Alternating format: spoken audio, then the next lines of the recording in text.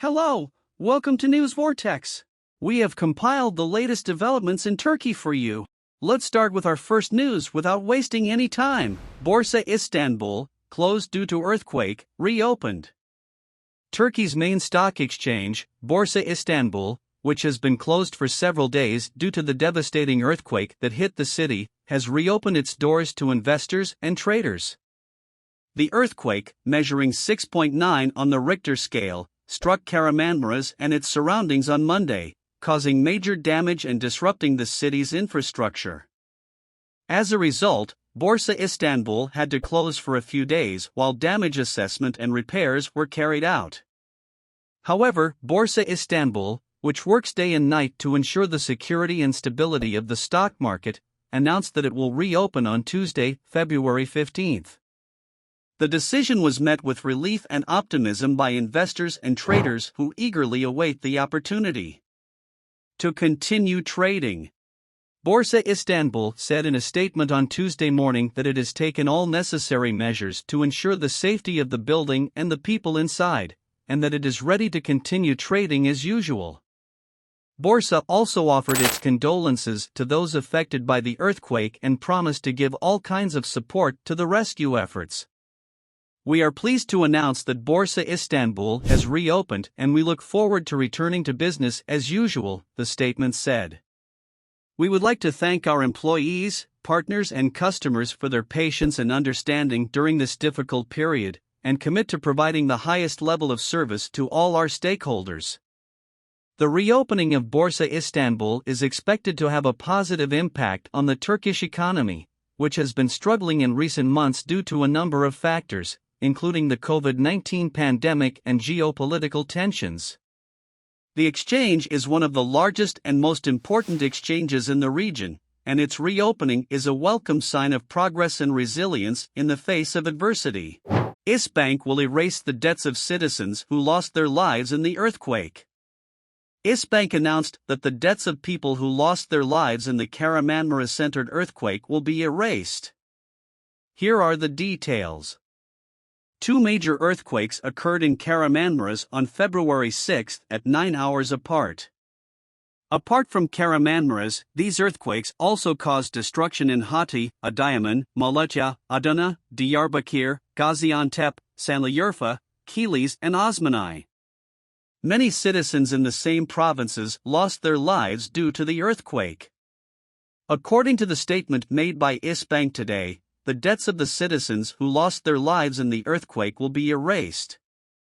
Isbank will erase the debts of the people who lost their lives in the earthquake. The bank also announced that it has allocated 10 billion Turkish liras for the provinces and districts that were heavily damaged in the earthquake and to initiate the mobilization.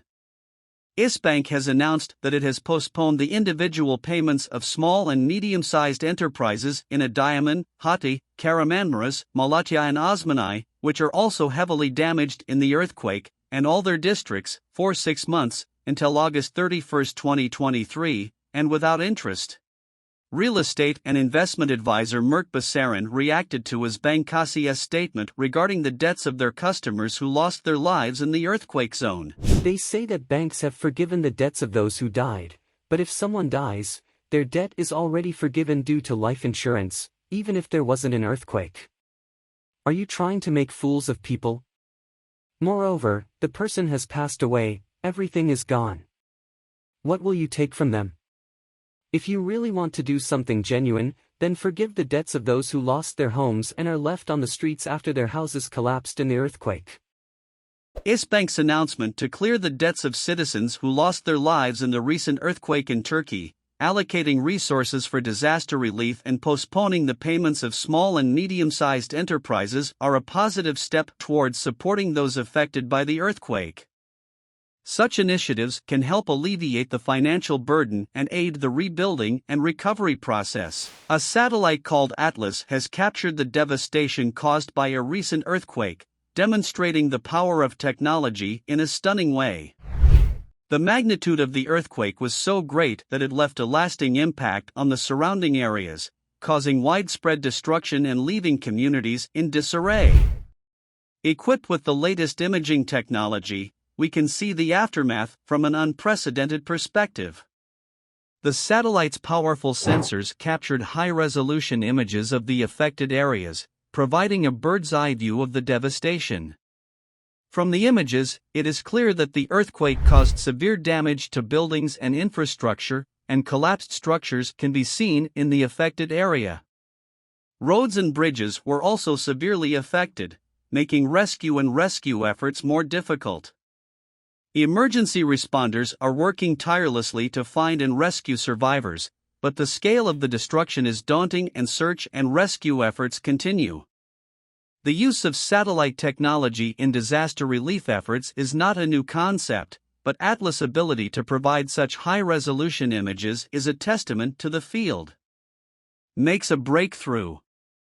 Images captured by Atlas are not only useful for search and rescue efforts, but can also provide critical information for future earthquake preparedness and mitigation efforts. Using technology in disaster relief efforts, coming together and using our collective knowledge to address some of the world's most pressing issues.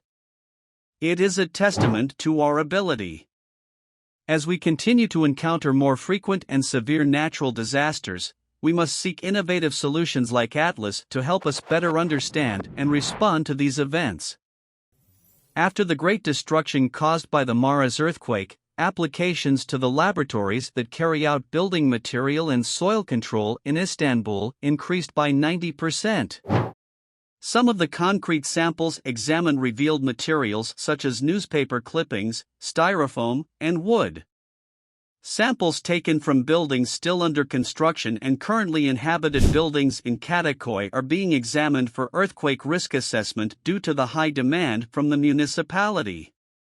In the laboratory owned by Kadıköy municipality, seashells and sea stones were found in samples, mostly from old buildings, while materials such as newspaper clippings, styrofoam, and wood were found in examples of some improperly constructed new buildings.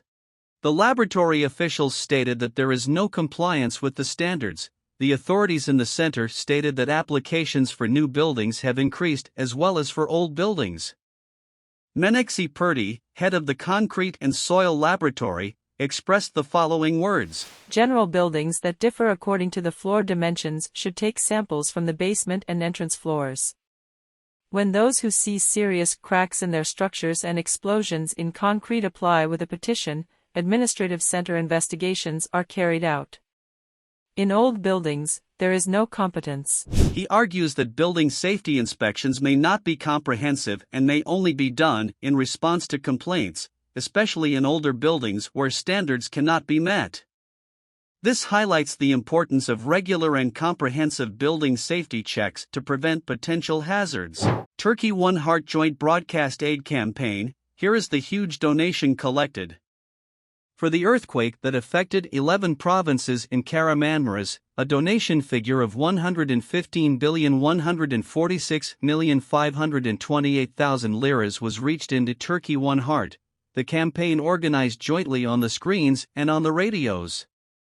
The live broadcast of the campaign, which was broadcast on 213 domestic and foreign television channels and 562 radios, primarily TRT1, ATV, Fox, Kanal D, Kanal 7, Show TV, Star TV and TV8, ended.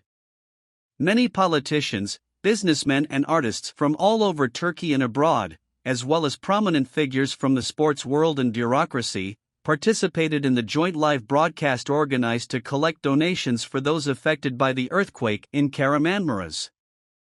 While the amount of donations collected in the campaign was 115,146,528,000 Turkish liras, the number of SMS sent was 9,010,000.